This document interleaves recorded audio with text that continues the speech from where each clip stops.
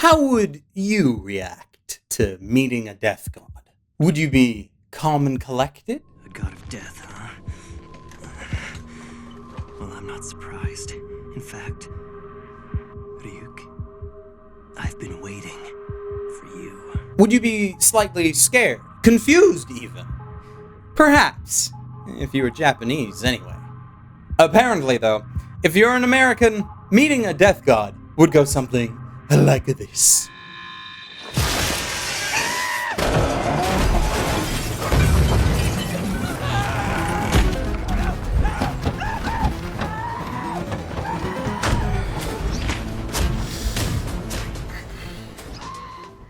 Alright. Let's do this.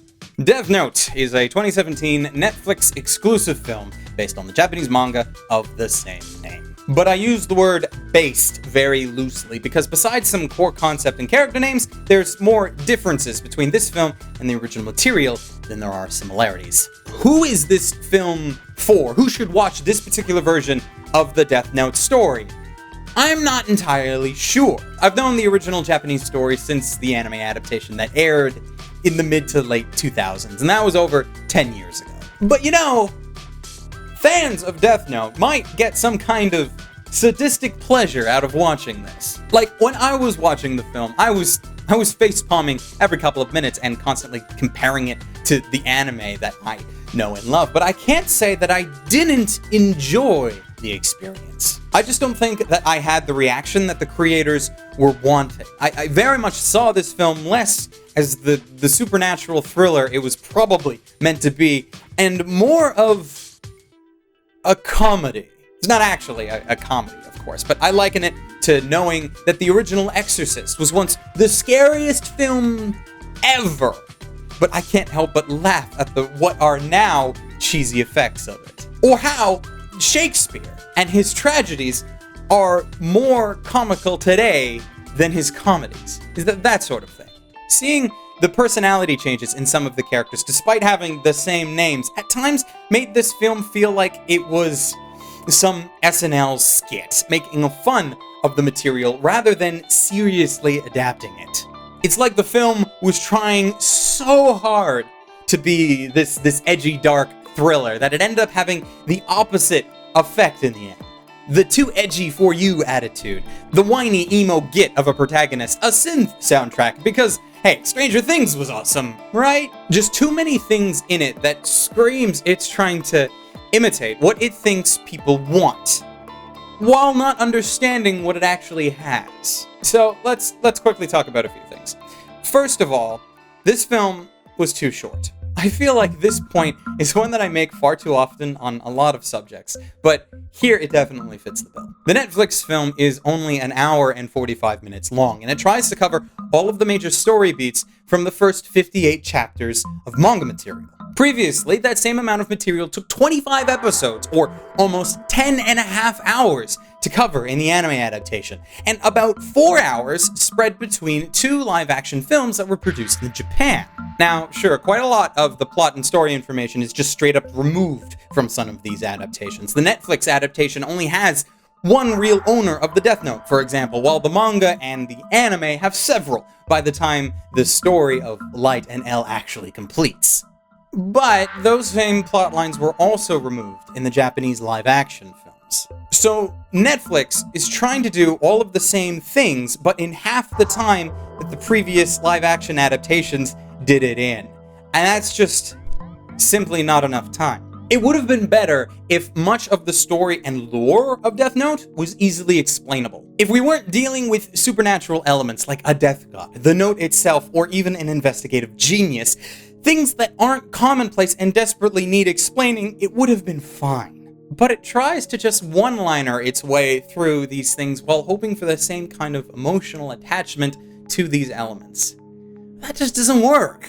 A couple of sentences explaining L's backstory is not enough to understand him as a character. Hell, a few scenes barely explain how he works and what his methods are, but here we are expected to just go along with it. If this were a miniseries, let's say, there would have been more time to flesh out these details. It might not have fixed everything, but it would have helped.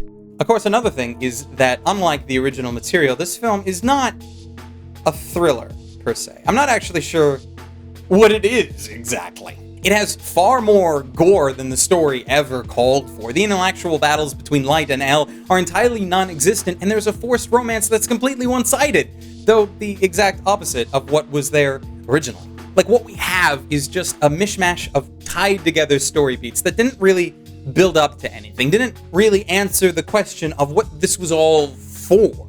Instead, after it all, we have some weird, convoluted explanation of why most of the major players are still alive despite breaking the universe's rules to do so, and a possible sequel hook? Not sure if that's gonna work out, but hey, Shyamalan confirmed that Avatar 2 is in the works, so, like, anything is possible.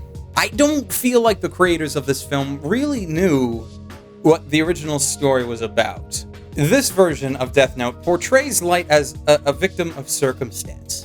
He was handed power that he couldn't control, and was tempted to use it by both the Death God who handed it to him, along with the girl he thought he loved. He's not exceptionally intelligent, and only survived the ordeal because, well, I don't know why he survived. He shouldn't have, honestly. He's the only version of the character to have any kind of final redemption, and there was no real explanation for why it was deserved. Though, I suppose, you could make the argument that all of the killings, save for one in this film, were done either not by Light at all, or done under the influence or prodding of another character. Like they were trying to absolve him of any wrongdoing somehow, but that's just not Light. Light is an extremely intelligent, manipulative, entitled psychopath that has a goal to become a god of the world and will stop at nothing to achieve that goal. But that Light is not the Light of this film, which is probably why fans of the original material like me will come away from this with our heads shaking. Though it is a film that completely met my expectations. They were just really low to begin with. What I would have liked, and what I was hoping for prior to hearing all of the details many months back about this film's plot, is a Death Note AU, alternate universe. One where Ryuk, instead of going to Japan and dropping off the note like he does in the manga, just drops it off in North America. But not to a kid named Light. No, have a different kind of person get the note. One who is not shackled by the expectations of a character he could never hope to match. Show us how that character would have dealt with having the note. How much would they flaunt the power? How much would they fear it? Like, this latest adaptation added in handwritten messages in the note itself, telling Light not to trust Ryuk.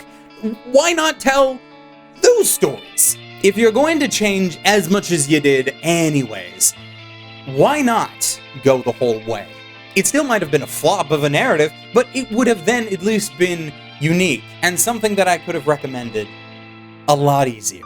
As it is, I won't say to not watch this film. It's not that bad, but it's not a good starting point for the series, and should not be considered a replacement for any adaptation that has come before it. I'd use it more as an example of where we can do better. When I did a video on the recent live-action Ghost in the Shell, I talked about how, while that film may not have been the greatest, it was baby steps in the right direction.